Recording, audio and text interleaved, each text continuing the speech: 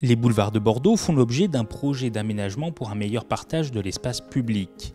Ce programme se nomme « Inventons les boulevards du XXIe siècle ».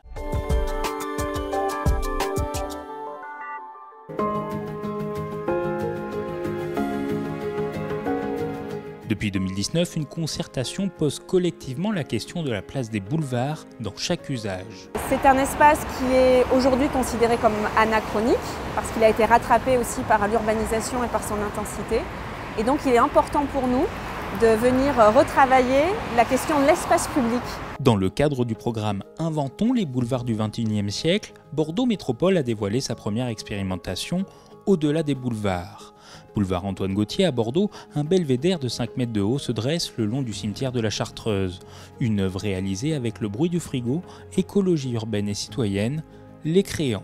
On a pris le parti de s'élever, à la fois pour dévoiler le paysage du cimetière qu'on ne connaît pas vraiment, et puis aussi pour regarder d'un œil un peu nouveau et un peu distancié celui des boulevards. Et le fait de s'extraire du sol aussi permet d'avoir des conditions un peu plus favorables en termes d'acoustique. L'idée c'était de s'abstraire un petit peu du site pour le regarder sous un œil un peu différent. À l'invitation du programme d'art public métropolitain L'Art dans la ville, la photographe Suzanne Lafont a réalisé une œuvre intitulée « Nouvelles espèces de compagnie ».